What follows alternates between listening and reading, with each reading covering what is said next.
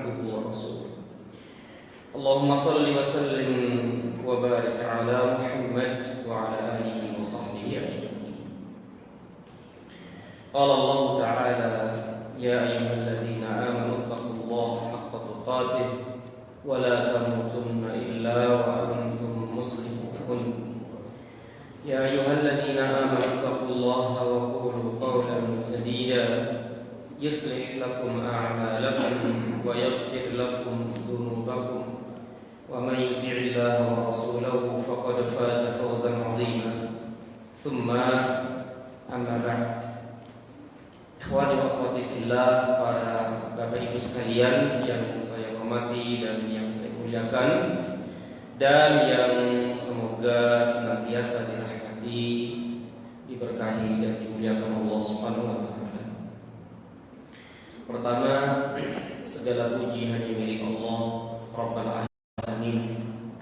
Kita memujinya, kita menyanjungnya, dan kita bersyukur kepadanya atas segala nikmat dan karunia yang telah Allah anugerahkan kepada kita sekalian.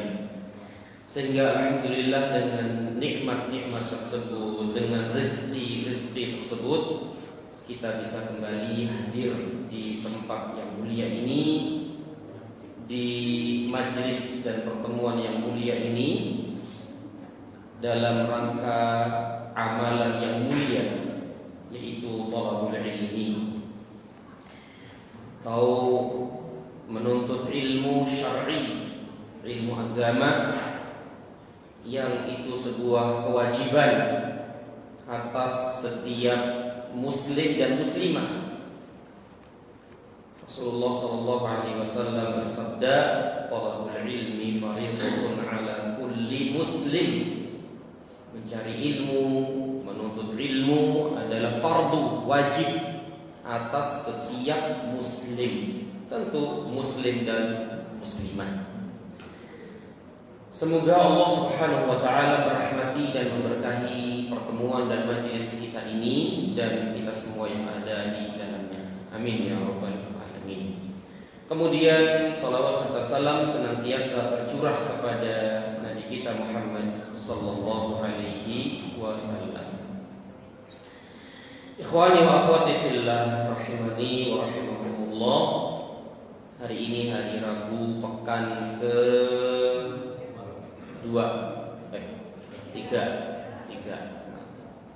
Bahasan kita tentang 3 landasan utama, 3 pokok utama, yaitu mengenal Allah, mengenal agama Islam, dan mengenal Nabi kita Muhammad sallallahu alaihi wasallam.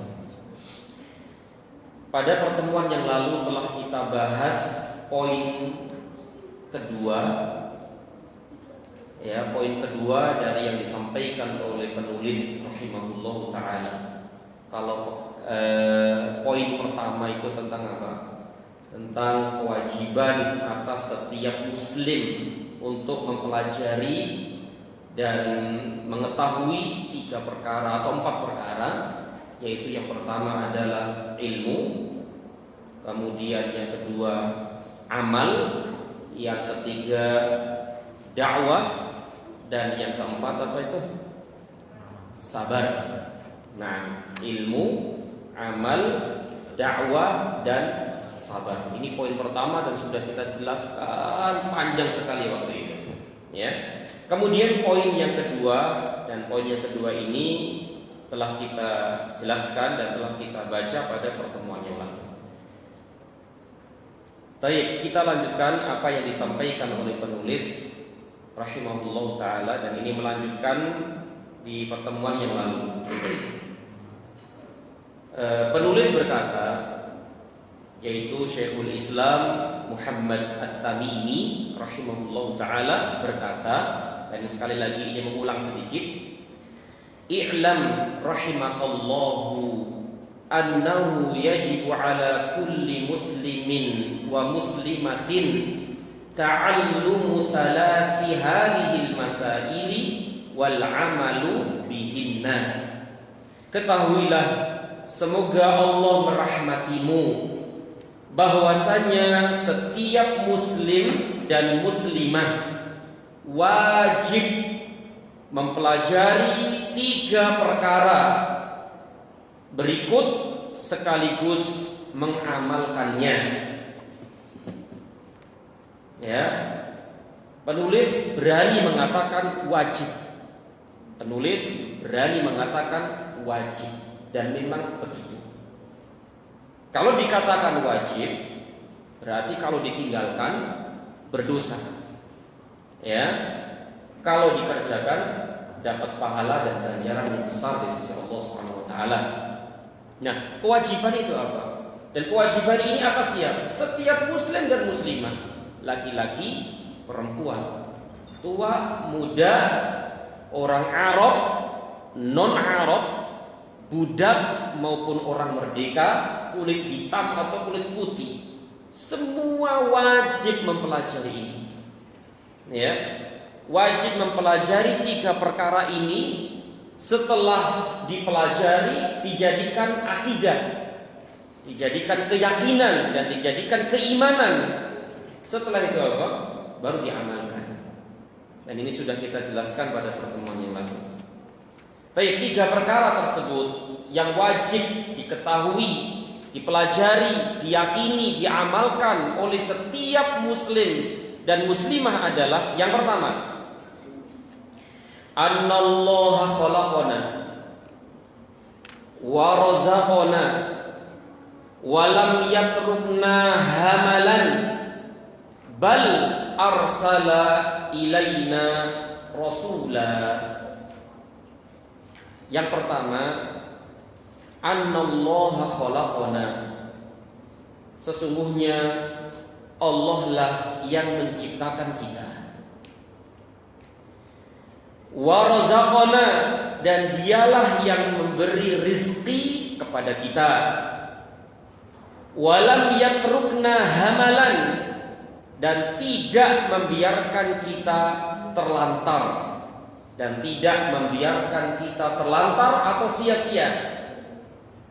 Bal arsala ilaina rasula, akan tetapi Dia Allah mengutus kepada kita seorang utusan, yaitu seorang rasul. Ini poin pertama. Masalah pertama yang wajib kita yakini, yang wajib kita imani, yang wajib kita amalkan. Pertama adalah sesungguhnya Allah telah menciptakan kita. Dan ini sudah kita jelaskan dulu, Pak, ya? Sudah ya? Sudah panjang lebar waktu itu. Bukti bahwasanya Allah lah yang menciptakan kita adalah apa? Dalilnya Al-Quran, Sunnah, dan akal. Ya, dalilnya cukup banyak, baik dari Al-Quran yang menunjukkan Allah lah yang menciptakan kita. Dari Sunnah pun demikian, cukup banyak Allah lah yang menunjukkan, Allah lah yang menciptakan kita. Dan menurut akal logika manusia pun demikian, bukti bahwasanya Allah lah yang menciptakan kita. Dan ini sudah kita jelaskan pada pertemuan yang lalu dengan penjelasan yang cukup panjang. Baik, kemudian wa razaqana, dan Allah lah yang memberikan rezeki kepada kita. Setelah Allah menciptakan kita, dan tidak hanya menciptakan kita, bahkan menciptakan seluruh alam, baik yang paling kecil yang tidak kelihatan maupun yang paling besar, ya, Allah lah yang menciptakan. Kemudian wa razaqana, kemudian Allah lah yang memberikan rezeki kepada kita. Dalilnya mana? Bahwasanya Allah itulah yang memberikan rezeki kepada kita. Dalilnya cukup banyak dan panjang sekali. Dalilnya adalah Al-Quran, kemudian Sunnah, kemudian akal, logika. Dalil Al-Quran cukup banyak sekali, ya, cukup banyak sekali yang menunjukkan Allah lah yang memberikan rezeki kepada kita. Sebagaimana firman Allah, Innallaha huwar razzaq dzul quwwatil matin. Innallaha, sesungguhnya Allah, huwar razzaq, dialah maha pemberi rezeki. Dzul quwwatil matin, yang mempunyai kekuasaan lagi sangat kokoh dan kuat. Ini satu dari sekian banyak ayat yang menunjukkan Allah lah yang memberikan rezeki kepada kita. Ya, Allah yang memberikan rezeki kepada kita. Razzaq namanya, salah satu nama Allah itu kan apa? Ar-Razzaq, maha pemberi rezeki. Ya, maha pemberi rezeki. Tentu sebagaimana yang telah kita ketahui, rezeki itu kan ada dua ya. Rezeki itu ada dua. Pertama adalah rezeki dunia, dan yang kedua adalah rezeki agama atau rezeki akhirat. Rezeki dunia adalah makanan, minuman, pakaian, tempat tinggal, kendaraan, badan sehat, melihat, bernafas, bergerak. Semua ini adalah rezeki dunia. Dan yakinlah Allah lah yang memberikan itu semua. Yakinlah bahwa Allah lah yang memberikan rezeki itu semua, yaitu rezeki dunia. Kemudian yang kedua adalah rezeki agama, yaitu rezeki akhirat. Ya, rezeki akhirat yaitu rezeki agama, yaitu dijadikan kita seorang muslim, dijadikan kita seorang mukmin, dijadikan kita rajin beribadah kepada Allah Subhanahu wa taala, diberikan kita hidayah, taufik, kemudahan-kemudahan untuk bisa beramal seperti ini. Dan yakinlah akhi, itu semua adalah karena rizki dari Allah Subhanahu wa taala. Pernahkah kita berpikir, dan sering kita sampaikan juga di majelis yang mulia ini, pernahkah kita berpikir seandainya kita itu dilahirkan di negeri yang jauh di sana, yang tidak mengenal Islam, yang tidak mengenal Allah, yang tidak mengenal Al-Quran, yang tidak mengenal malaikat, yang tidak mengenal kebahagiaan yang hakiki. Pernahkah kita berpikir seperti itu? Seandainya Allah melahirkan kita di jauh di sana yang tidak mengenal Islam, apa yang terjadi? Ya, apa yang terjadi? Maka subhanallah, Allah ternyata memilih kita dari sekian miliar calon-calon manusia menjadi kita, dan dilahirkan dari kedua orang tua yang muslim, tetangga-tetangga yang muslim, keluarga besar yang muslim, dan seterusnya. Nikmat dari Allah, nikmat yang luar biasa. Padahal kita tidak pernah minta kepada Allah ketika kita sebelum menjadi sesuatu atau sebelum kita dilahirkan di muka bumi ini. Pernahkah kita minta kepada Allah, ya Allah jadikan aku seorang muslim? Tidak pernah. Tidak pernah. Tapi subhanallah, Allah pilih kita menjadi seorang muslim dan hidup di lingkungan muslim. Walhamdulillah. Dan sebagaimana yang telah kita ketahui, itu adalah nikmat terbesar yang tidak mungkin bisa dibandingkan dengan nikmat-nikmat yang lain. Kenapa demikian? Karena dengan Islam itulah kita masuk surga.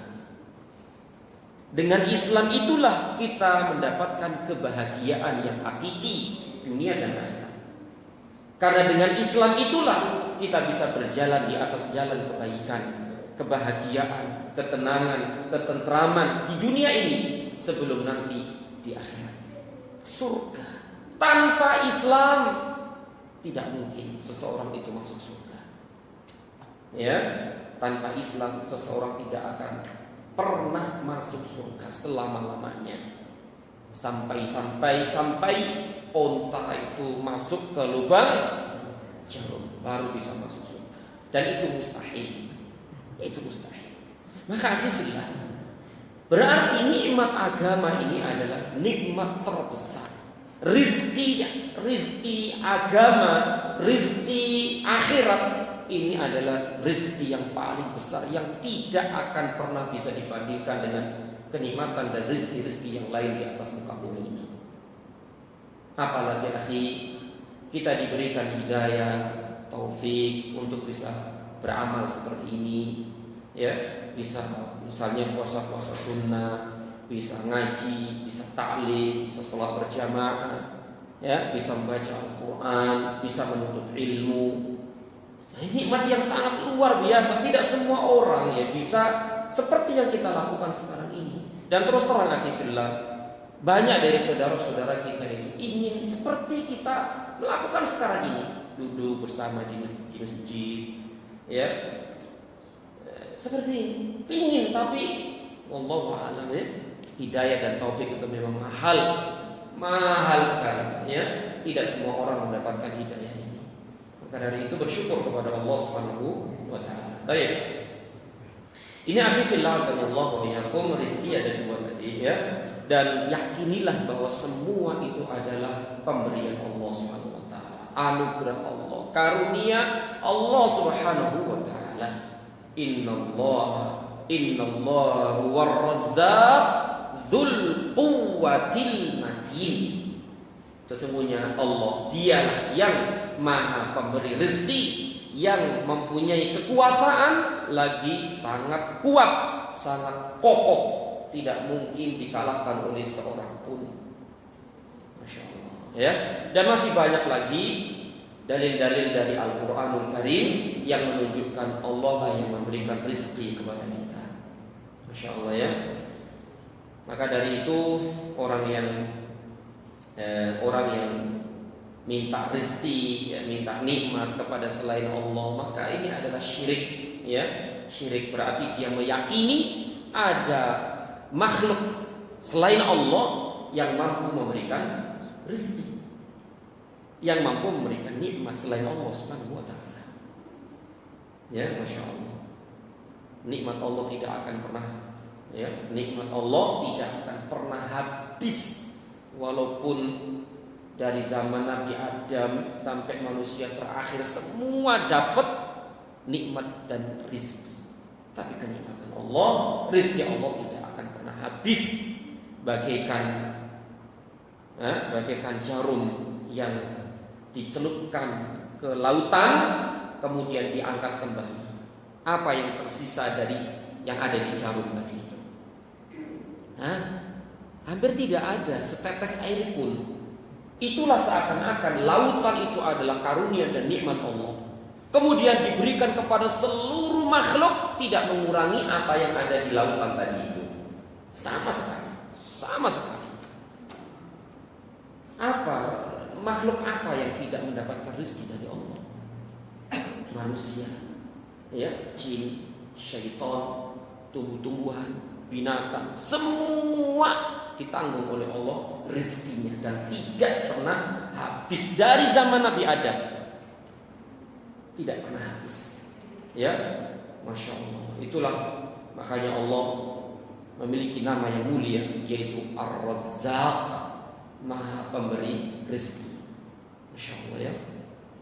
Maka dulu pernah kita sampaikan, sebutkan dalam riwayat yang sahih, seandainya seluruh manusia dari awal sampai akhir, ya, seandainya seluruh manusia, bahkan tidak hanya seluruh manusia, seluruh jin dari awal sampai akhir, dari manusia pertama Nabi Adam sampai manusia terakhir nanti hari kiamat, mereka berkumpul semua di padang Sahara yang luas, berkumpul di tanah lapang yang luas.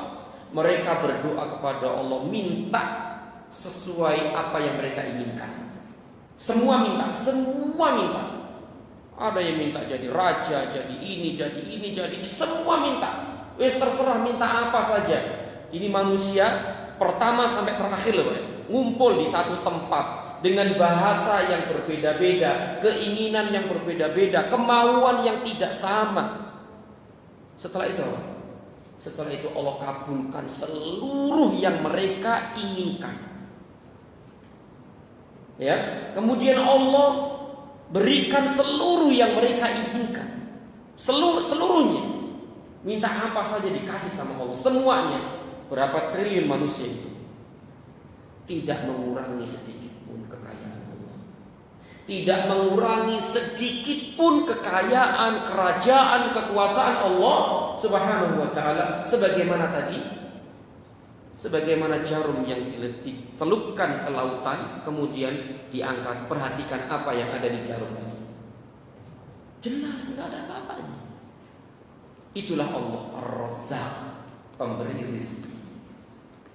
Ya, ini baru satu ayat dari sekian banyak ayat dalam Al-Quran yang menunjukkan Allah lah pemberi rezeki. Satu-satunya zat pemberi rezeki, yaitu Allah Subhanahu wa ta'ala.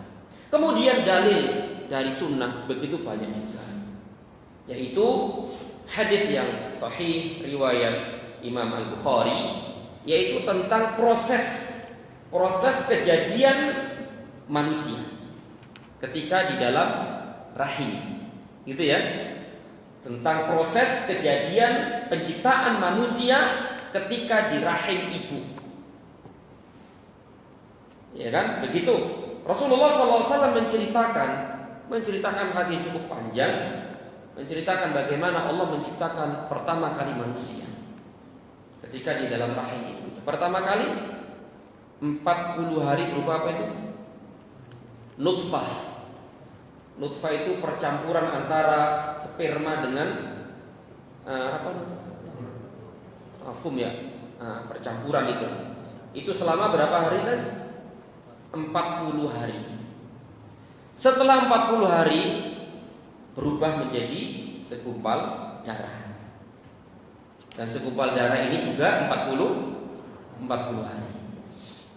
Setelah segumpal darah menjadi apa? Segumpal daging kecil sekali, daging kecil. Itu juga selama 40 hari. Total 4 kali 3 berarti semua total 4 bulan ya. Total semua 4 bulan. Total semua 4 bulan Allah meniupkan ruh ke janin tersebut. Ketika berumur berapa tadi? 4 bulan. Ketika umur 4 bulan Allah tiupkan ruh kepadanya. Hidup. Ruh hidup bayi itu yang umur 4 bulan. Setelah itu Allah Subhanahu wa ta'ala mengutus seorang malaikat untuk mencatat takdirnya. Nah, ketika ditiupkan ruh hidup, ya, Allah mengutus seorang malaikat untuk mencatat takdirnya. Ya, mencatat takdirnya. Apa yang dicatat? Semua tahu lah insyaallah. Pertama apa? Ajalnya. Kedua, rizkinya. Ketiga, amalnya. Keempat, saqiyun au sa'idun, bahagia atau sengsara. Bahagia sengsara maksudnya apa? Kalau nggak surga ya neraka. 4 perkara inilah yang dicatat oleh malaikat tadi dengan perintah Allah Subhanahu wa ta'ala. Pertama ajalnya, jelas ajalnya kapan matinya, umur berapa, sebabnya kenapa, di mana, dan yang lainnya. Itu sudah dicatat semenjak kita di dalam perut ibu kita masing-masing. Kedua, rizkinya. Nah, rizkinya ini dicatat rizkinya. Masya Allah, tentu adalah rizki yang rizki dunia dan rizki dunia dan rizki agama tentu, ya. Khususnya rizki apa? Rizki dunia. Apakah dia kaya atau miskin, ya? Apa dia ini dan seterusnya. Rizki sudah ditentukan itu, ya. Semenjak lahir, bahkan dalam perut ibu kita itu sudah ditanggung oleh Allah rizkinya sampai kita mati. Sudah ditanggung oleh Allah Subhanahu wa ta'ala. Sehari dapat berapa, sebulan dapat berapa, Ya, setahun dapat berapa? Bahkan Allah tidak akan mematikan kita sampai Allah melunasi seluruh rezeki itu. Walaupun kurang 1 rupiah saja, Allah nggak akan mematikan kita sampai Allah memenuhi kurang 1 rupiah tadi baru mati. Masya Allah ya, Allah yang nanggung semuanya. Dicatat rezekinya. Ya, dan Allah tidak akan mematikan kita sampai Allah telah memenuhi semua rezeki itu. Walaupun kurang 1 rupiah, Allah nggak akan matiin kita. Istilahnya rezeki terakhir itu apa ya? Permen kopiko misalnya kan. Rezeki terakhir kita kopiko. Selama belum kita makan kopiko itu, bukan iklan ya. Biasanya kalau permen ya kopiko gitu ya. Allah tidak akan mematikan kita sampai kita makan kopiko baru mati. Misalnya kita sakit, misalnya sakit parah gitu kan, sakit parah nggak mati-mati, lama setahun 2 tahun, qadarullah dia kok ngelihat kopiko kok enak gitu ya, kita kopiko kelihatannya kok enak manis gitu ya. Oke, dia minta kopiko, tolong dong beliin kopiko, dimakan mati. Berarti terakhir rezeki kita itu adalah permen kopiko. Allah tidak akan mematikan kita sampai Allah memenuhi seluruh rezeki kita. Maka kita tidak usah khawatir, tidak usah takut, gentar dengan apa yang akan terjadi dari rezeki Allah Subhanahu wa taala. Allah Maha luas. Allah berikan semuanya rezeki itu. Ya, Allah berikan rezeki kepada seluruh makhluknya. Orang kafir saja dapat loh Pak. Orang kafir dapat. Orang kafir saja dapat. Kenapa orang yang sujud, ruku, beribadah kepada Allah, baca Quran, ngaji, sholat dan yang lain, kenapa nggak dikasih? Ya kan? Masya Allah, jelas dikasih gitu loh. Asal kita usaha. Memang akhirnya masalah rezeki dunia itu Allah tidak melihat kafir, muslim, taat, nggak taat, ini semuanya dapat gitu loh. Kalau urusan rezeki ya. Kalau urusan dunia itu semua dapat kok. Allah tidak melihat dia itu penjahat, orang itu baik, orang ini. Allah tidak melihat itu. Pokoknya semua dapat rezeki. Siapa yang usaha dapat. Tapi kebahagiaan Allah tidak berikan kepada sembarangan orang. Ya, kenikmatan batin, ya, kenikmatan batin ini tidak diberikan kepada sembarangan orang. Ya, kenikmatan batin, ya, kebahagiaan, ketenangan, kedamaian, ya, kesejukan di dunia ini Allah tidak berikan kepada semua orang, hanya orang-orang tertentu saja. Tapi kalau dunia, oke, kasih semuanya, fadhol, silakan, dapat semuanya, dapat ini, dapat itu. Tapi kebahagiaan hanya orang-orang yang beribadah saja. Orang-orang muslim, orang-orang mukmin, orang-orang yang taat kepada Allah, inilah keistimewaan mereka. Ya, hanya orang-orang yang beriman sajalah yang mendapatkan kebahagiaan dan kedamaian hidup di dunia dan di akhirat. Baik, akhirnya ini yang kedua, bahwa malaikat ini mencatat pertama ajalnya, kedua rizki. Rizki itu berarti anak-anak, ya kan? Anak-anak, suami dapat istri, istri dapat suami. Ya kalau sudah dapat ya sudahlah, nggak usah. Nah, bagaimana sih? Nggak usah nyesel. Nopo mbiyen kan? Nggak usah begitu, wis nggak usah begitu. Nopo lah mbiyen kok belum. Nggak usah begitu. Sudah takdir, sudah terjadi. Kekurangan tinggal disempurnakan. Jadi, kalau sudah sempurna ya, tapi nggak mungkin sempurna ya. Kalaupun sempurna ya ditetapkan kesempurnaan itu. Gitu saja sudah selesai. Nikmati apa yang ada dan tinggal kita mensyukuri nikmat itu saja, sudah selesai. Masya Allah ya. Akhirnya azanillahu wa iyyakum. Kemudian yang kedua, yang ketiga ya. Apa? Catat apanya? Amal. Amalnya. Amal keburukan dan amal ketaatan. Itu sudah ditentukan. Bahkan kita ngaji seperti ini, itu sudah takdir, sudah ditentukan semenjak kita di dalam perut ibu kita. Bukankah ngaji seperti ini ketaatan? Amal nggak ini? Amal. Dan ini termasuk ketaatan. Ketaatan adalah amal. Begitu juga kemaksiatan, keburukan. Keburukan itu adalah amal juga, dan itu sudah ditentukan juga.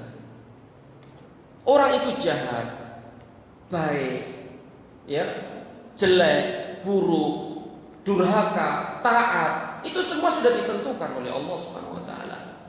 Tapi jangan sekali-kali kita berhujjah dengan takdir masalah kemaksiatan. Tak boleh itu ya, tak boleh. Misalnya, ya Islam saya orang jahat, harus takdir. Tidak boleh, tidak boleh. Aku nggak sholat juga itu takdir kok. Tidak boleh juga itu. Jadi berhujjah, berargumen, berdalil berhujjah dengan takdir dalam masalah maksiat dilarang dalam Islam. Dilarang, ya. Kalau kita berbuat dosa, tinggal tobat sekarang. Ya sudah. Maksiat, dosa, keburukan, bertobat kepada Allah. Itu perintah Allah. Tidak usah berhujjah dengan takdir. Yus gampangannya lah Pak ya. Kita naik mobil, naik motor, lampu merah. Ya kan? Lampu merah. Nyerobot lampu merah, jeng, depan jelas ada polisi. Panggil. Ini prit sini Pak, sini Pak. Kenapa Pak? Sampai nyerobot lampu merah nih. Pak, takdir Pak. Saya nyerobot jadi juga takdir. Akal sehat mana yang menerima hujjah dan argumen pengendara tadi itu? Nggak akan diterima oleh akal sehat, nggak akan diterima. Justru polisi yang pinter akan mengatakan apa? Iya Pak, saya nangkep ente itu juga takdir. Jadi mau ngapa lagi? Kan gitu. Saya nangkep bapak ini juga takdir. Kalau memang bapak itu berhujjah dengan takdir, saya pun berhujjah dengan takdir. Nggak boleh dalam masalah maksiat itu, nggak boleh kita berhujjah dengan takdir, ya, nggak boleh. Tinggal kita taubat saja selesai, ya, taubat, ya, masya Allah. Sebagaimana dulu ya terjadi pada Umar, ya, Umar radhiyallahu taala anhu. Ada pencuri mau dipotong tangannya, Ternyata pencuri pintar juga, ngerti masalah agama, khususnya masalah takdir. Dia bilang, wahai Umar, tunggu dulu. Jangan potong tangan saya dulu, tunggu. Kenapa? Saya mencuri, ini takdir. Jangan potong tangan saya.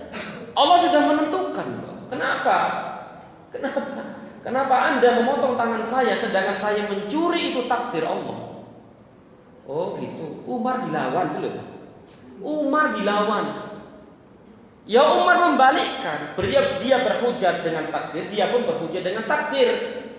Oke, saya memotong tangan Anda itu juga takdir.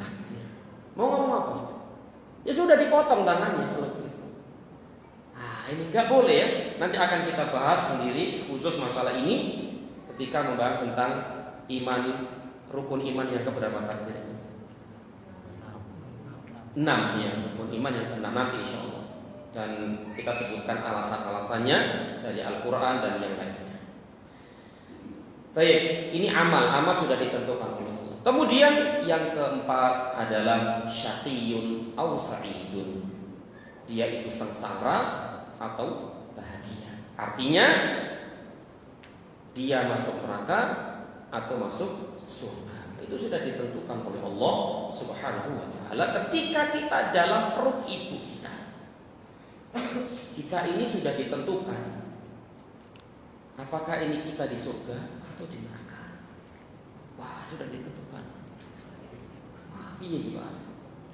Nah, ini para sahabat nih radhiyallahu taala anhum yang masya Allah, para sahabat itu ilmunya dalam sekali, amalnya banyak sekali, taslimnya penyerangan diri kepada Allah dan Rasulnya itu luar biasa para sahabat.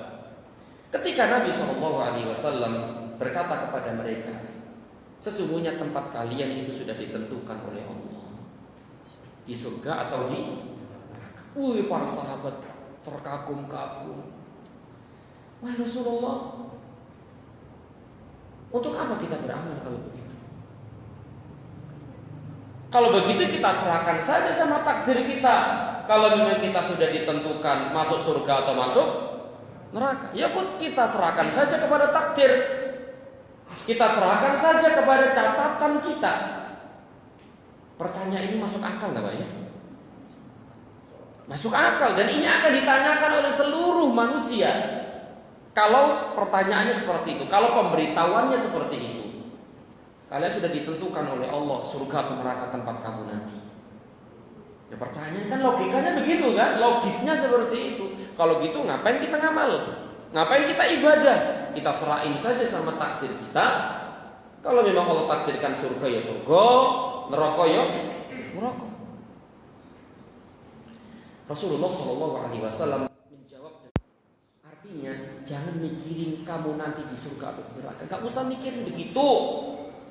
Karena masalah takdir itu urusan Allah. Kita tidak tahu kan di mana dia akan berada nanti. Artinya kalau dia itu takdirnya di surga, Allah mudahkan dia untuk bisa beramal menuju surga. Kalau dia penghuni neraka, Allah mudahkan baginya untuk berjalan di atas jalan neraka.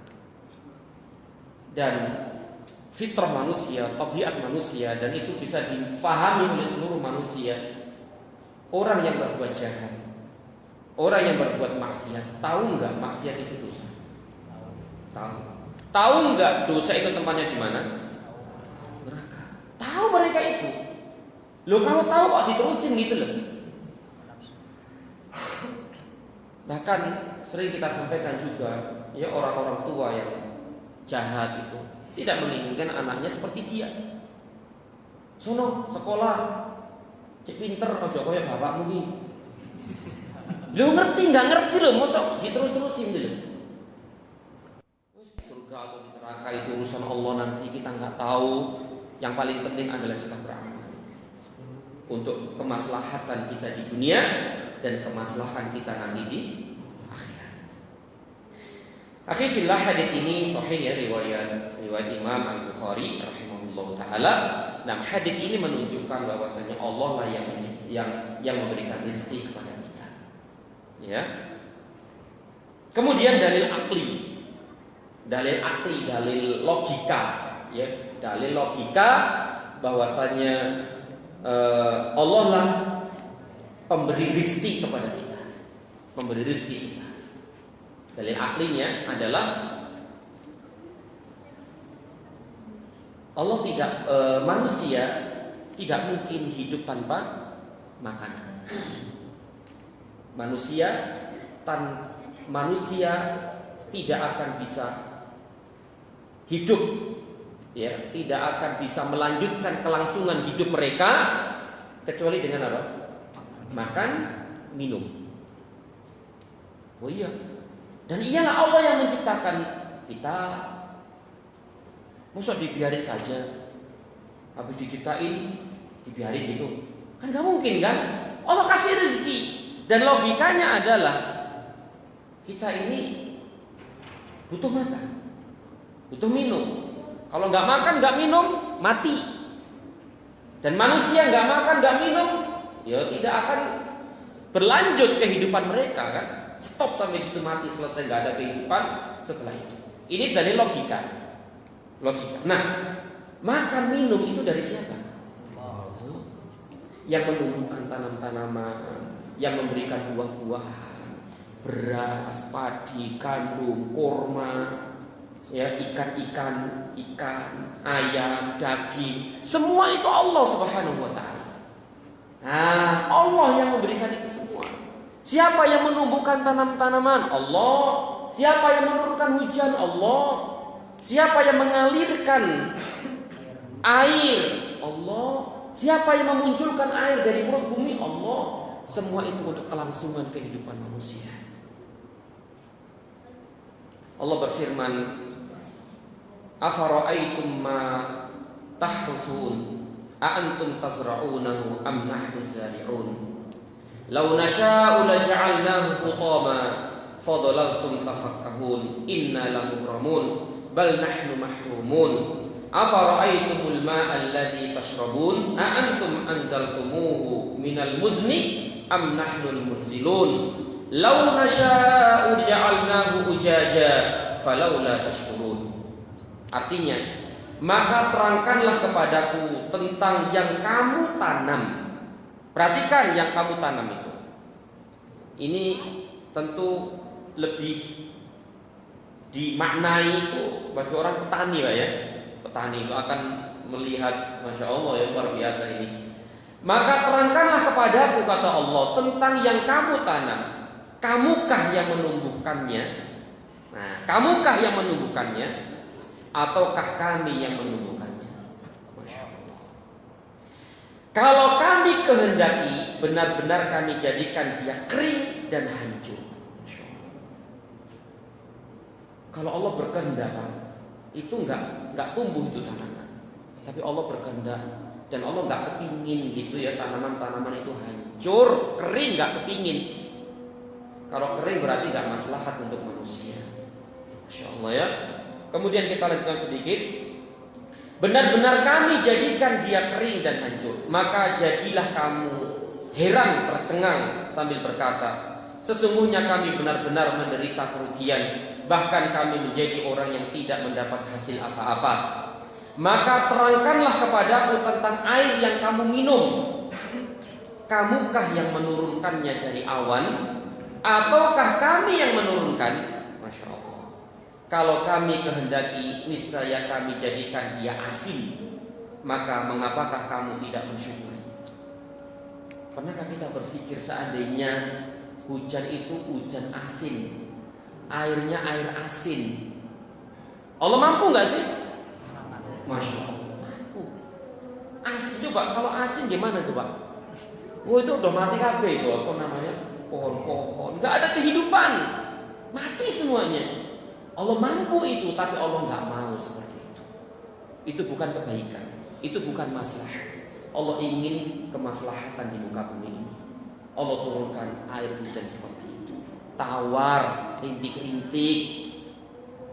Masya Allah. Coba kalau beleng gitu Pak, Masya Allah, beleng, tsunami. Ya Allah Subhanahu. Allah yang menurunkan itu. Allah yang menumbuhkan tumbuh-tumbuhan yang mewarnai jadi hijau, kemudian tumbuh, berkembang, berbuah, dipanen, dimakan manusia, dijual manusia, dan Allah yang menurunkan hujan dari atas langit. Ya, Allah Ta'ala besar. Insyaallah kita lanjutkan ba'da salatul isya insyaallah taala. Wassallallahu ala Muhammad wa ala alihi wasallam. Subhanakallahumma wa bihamdika asyhadu an la ilaha illa anta astaghfiruka wa atubu ilaik. Assalamualaikum warahmatullahi wabarakatuh.